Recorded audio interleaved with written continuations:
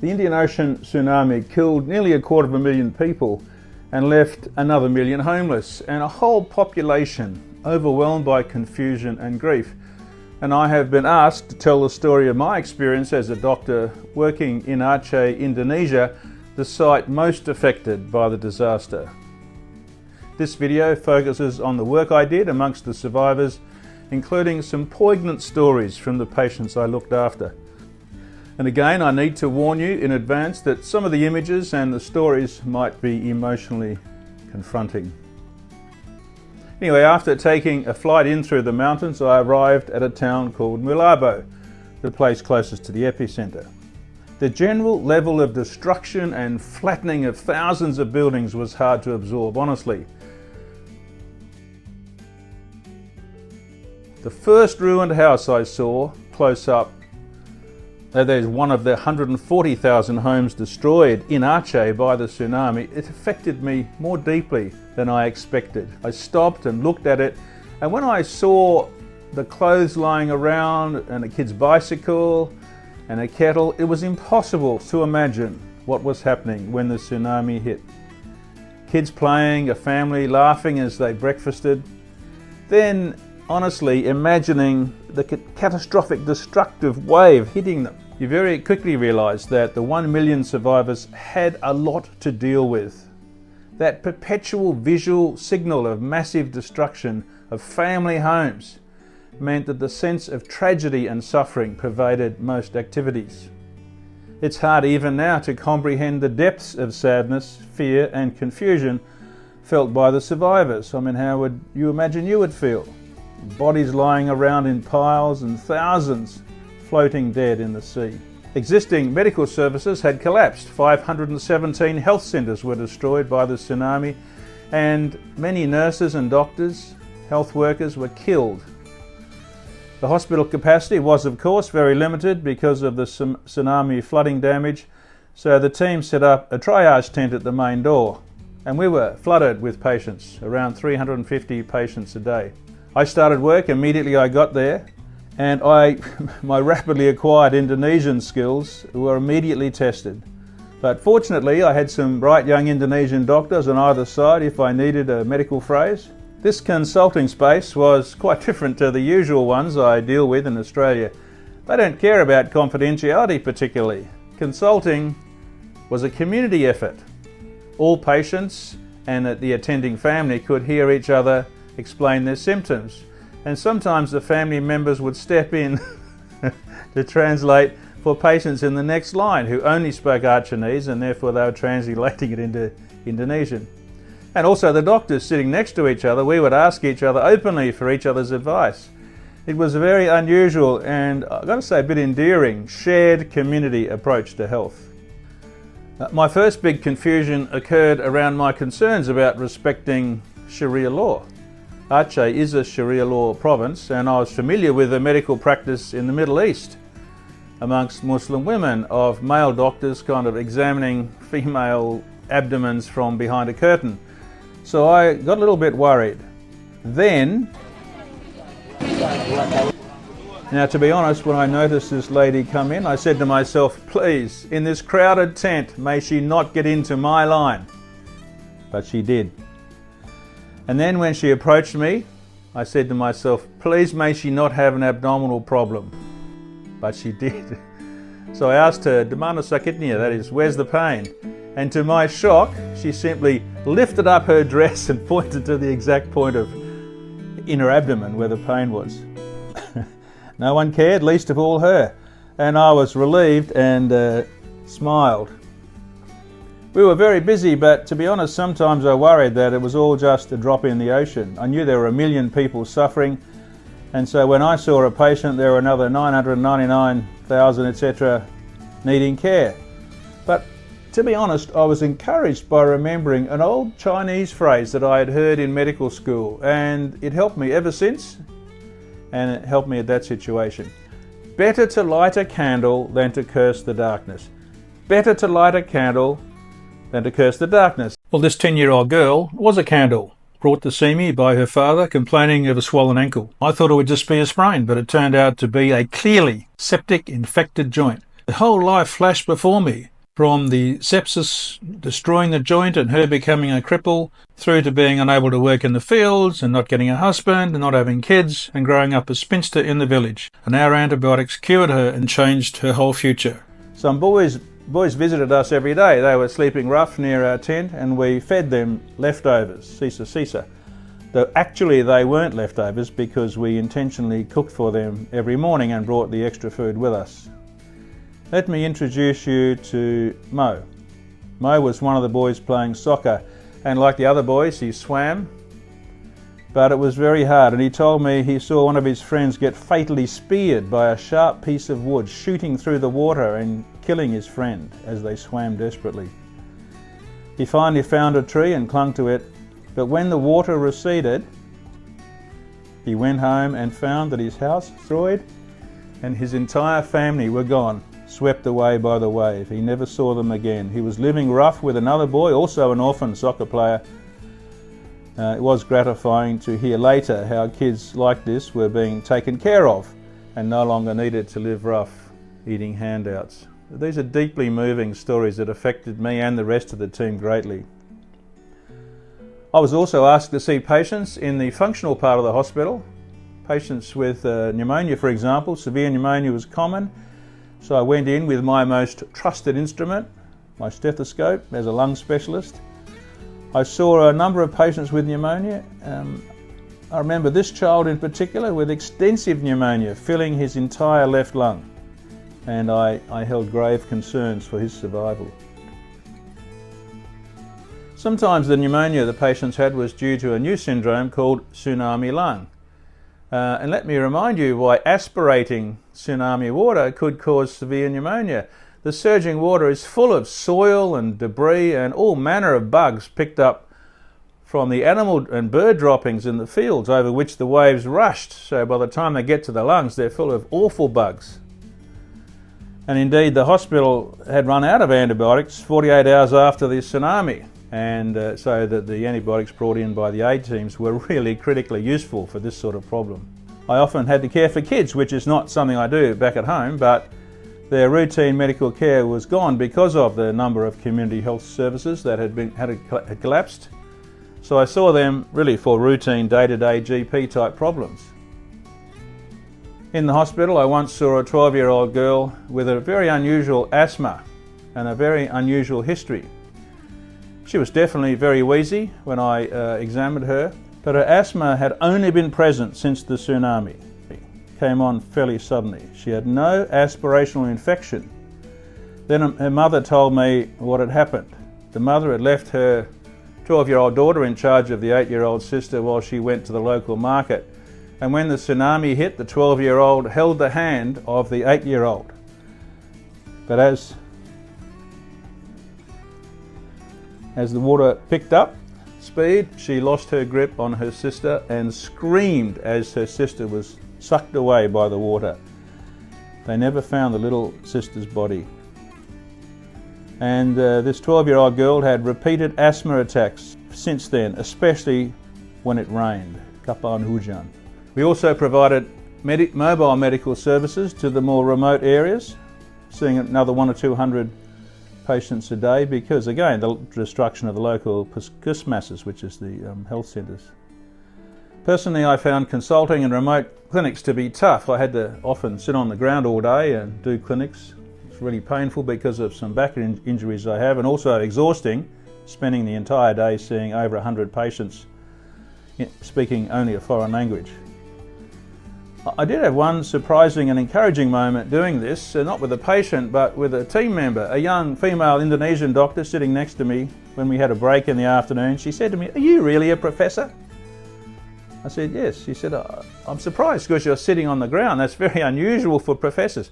I never thought about it twice, actually, sort of an Australian thing to do.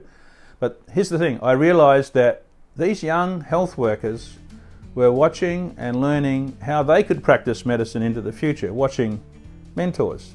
Always saw a lot of kids, had a lot of fun with them, although this particular image is tinged with some sadness. What these kids didn't know was that the mother of 4 of them was in the building behind in prolonged arrested labour without access to any intervention. and thus was possibly going to die within hours. Anyway, the team went to great lengths to get some sort of alternative help for her, and I was told that she had survived okay.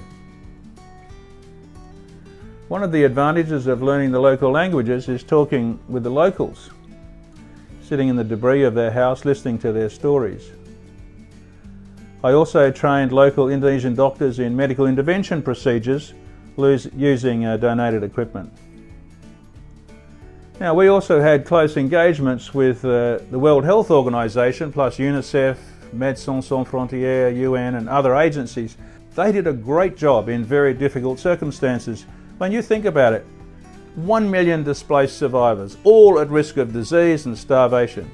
48 out of the 50 bridges along the main coastal road destroyed, so no easy access. Communication systems destroyed, most health services down.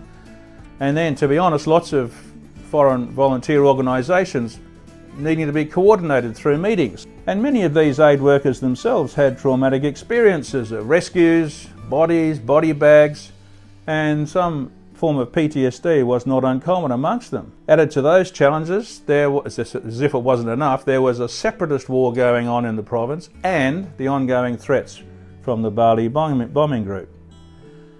So I saw WHO in action and I was impressed. Our team also did livelihood assistance, that's rebuilding businesses, and shown here is an example of building fishing boats. One of the team leaders sorting out construction arrangements, and this is necessary because the tsunami destroyed over 14,000 fishing boats in Aceh, which is pretty much all of them. So there were hardly any left to feed the population. Now, who was this team that I was working with? Well, they are an Indonesian NGO called Obor Borkat, which loosely translated means tortured blessing. It's an established, award-winning NGO in Indonesia that usually provides public health, education and other regular services, but because Indonesia is disaster-prone, very disaster-prone, they also create disaster relief teams like this one when needed, and I've worked with them actually many times now. They were a young team of around 120 with me the only foreigner, big tall white guy. They had doctors, nurses, pharmacists, mosquito controllers, public health people, all sorts of people. And they were working at the coalface of the worst of the situations in post-tsunami Aceh. And it was a treat and an honour to work with them. And I'll tell you one thing I noticed, they never complained. Something else which surprised me, this organisation which was working closely with the Muslims in the Sharia law province of Aceh is Christian. I didn't know that. And they also told me that 10% of the Indonesian population are Christian. I didn't know that either. It was a good example of different faiths working and living together to help people in need. Now, the team were initially reticent to talk to the patients about their disaster experiences and how it affected their families. It kind of felt a bit like a voyeuristic invasion of privacy. But we then had a meeting after we realised that we were not really helping them in an area where they needed help, which was empathy. They needed someone to talk to, but because all their friends had also lost someone close, there was always a risk of a grief comparison, if you like. Well, you lost a brother, but I lost both of my kids, sort of thing. So they needed someone from the outside. So we began being more intentional about this, despite, to be honest, the emotional cost to us in doing so. Which brings me back to listening to a school teacher that I'd mentioned in an earlier video, where he had been driving with his wife and daughters when the water started and he didn't know what to do. One of our team members, Mark, was travelling with this guy in a vehicle he was driving, being driven by the teacher, and when the car stopped for some reason, Mark gently asked him about his family. But there was silence, and when Mark looked over at the teacher, tears were running down his eyes. Tears were running down his cheeks as it all came back to him. And he said that he didn't know what to do. He told his wife and daughter to get out and run, and he would stay with the car, thinking they could outrun the water. His wife and daughters were never seen again. Drowned and washed out to sea. His deep grief being compounded by survivor guilt. mean, there's a price for choosing empathy. It's very noble, but it can get pretty intense in these situations. And one evening, I remember, coming back to where I was staying, I shut the door behind me and I just sobbed and sobbed for the sadness these people were bearing and carrying. It was hard, but honestly, I felt privileged caring for these people. Now, because most of the bridges in Aceh were destroyed, particularly along the coast, trying to get to the remote towns, we had to get there by chopper or fixed wing aircraft, and we headed up to a place called Lokrut by helicopter. And the first thing I noticed when I went up there was that not a single house in the town was left standing. The helipad itself was just a devastated house with a strong concrete floor. They pushed all the debris off and used the remaining concrete floor to land the helicopter. On a subsequent visit, I flew by fixed wing aircraft, which was trickier flying. The pilot had to fly low over the remaining stretch of road to check it was okay, plus scare off any animals. Then he flew around and flew over the trees, clipping a few of the trees at the top, and then landed. I was always in the co-pilot seat because of my size, and those trips were honestly like Disneyland rides. Most of the people in this town, Lokrut, were killed by the tsunami and their bodies washed out to sea. So to put it bluntly, it was not quite as busy as it was back in Mulabo. You can see the setup here. We have a pharmacy in a tent, we have a desk, sleeping next to the desk on the camp stretcher. The dentist, Eureka, working next to me, which was kind of convenient because I could ask her Indonesian words without her having to even turn her head around. There was an Indonesian army base nearby. That's because the front line of the separatist war was only kilometres away. The soldiers came down to us for treatment and, to be honest, maybe to chat to the girls, I suspect. They always appeared relaxed, but when I decided to go for a bit of a stroll one dark night, a soldier on duty got very angry and asked me where I was going. And I told him I was just going for a walk, and he said, "No, you are not." Sent me straight back to the tents that he was guarding. So it was quite tense for them, I think. It was terribly hot up there in Lokrut, so I decided to go swimming. A bit tricky with the sharp coral and the waves, but not too bad. But I felt really weird when I was swimming because I had to swim fully clothed to respect the Muslim traditions in this Sharia law place. I had no problem with that. But mostly I felt weird because underneath where I was swimming were the remains of the school that the kids had been attending. It was kind of spooky. The wave comes in and then as it gets sucked out, it sucks out part of the coastline. And I thought about their little bodies being washed out to sea, and yes, it was tricky, weird. Anyway, on the Muslim holiday, we shut the clinic, of course, and then we went down by fishing boat down the coast to another location, Ujung Rimba, and helped some friends down there. This is the 5th type of transport I had experienced on that trip. Now, I do get asked sometimes, was it dangerous? There were a few dangers. You can see it on the list. But to be totally honest, the greatest risk we faced every day was the speed of the young drivers driving us around through the debris and chaos and traffic. They were confident young men who drove fast and well, but they dodged animals and passed other cars dangerously, and I just relaxed into it. I learnt a lot from our beautiful team, some of whom are seen here at a local beach, taking a brief mental health break, ironically, amongst the waves. A number of the team members are still friends. The team closeness, including investing in downtimes, helped everyone cope. These times, team times also created opportunities for one-on-one discussions with other team members.